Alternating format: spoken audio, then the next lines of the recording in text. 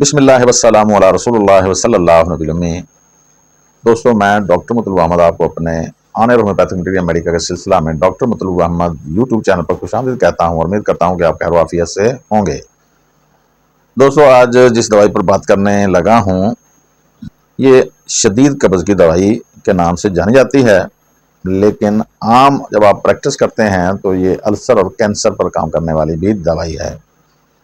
ہضم کی خرابیاں، قبض، بواسیر، معدے کے پرانے زخم، بلغم ریشہ دار ہوتی ہے، چہرے، ناک، ہونٹ کے سرطان پر یعنی کینسر پر بہت اعلیٰ کام کرنے والی دوائی ہے، یعنی کینسر پر کام کرنے والی بہت اعلیٰ دوائی ہے۔ اندرونی بیرونی کینسر اس کی دائرہ اثر میں آتے ہیں، اور قبض کے حوالے سے اس میں کئی روز تک پکھانے کی حاجت ہی نہیں ہوتی، حتیٰ کہ نیما کیا جائے تو اس سے بھی پکھانا خارج نہیں ہوا کرتا۔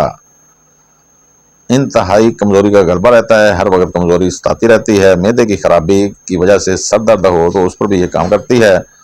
عام طور پر ریکٹم، مکد یا انس کے چیر یعنی جس کو آپ فشر کہتے ہیں، یا ادھر درد یعنی سوزش ہوتی ہے تو اس پہ کام کرنے والی بڑی اعلیٰ دوائی ہے۔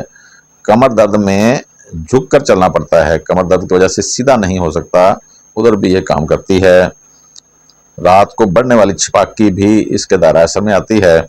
کھانے پینے سے نفرت ہو جاتی ہے یا صرف دودھ پیتا ہے، دودھ پینا اس کو مرغوب ہوتا ہے، دودھ شوق سے پیتا ہے۔ لکوریا یا کوئی بھی جسمانی اخراج عام طور پر تار دار ہوتا ہے، جیسا کہ آگے ہم پڑھیں گے کالی بائی کروم میں، اس کا بھی ریشہ دار یا تار سی بنتی ہے، لیس دار زرد رنگ کا لکوریا عام طور پر پایا جاتا ہے۔ تو میری مراد ہے ہیڈریٹس سے، آج ہم ہیڈریٹس پر بات کر رہے تھے۔ والسلام۔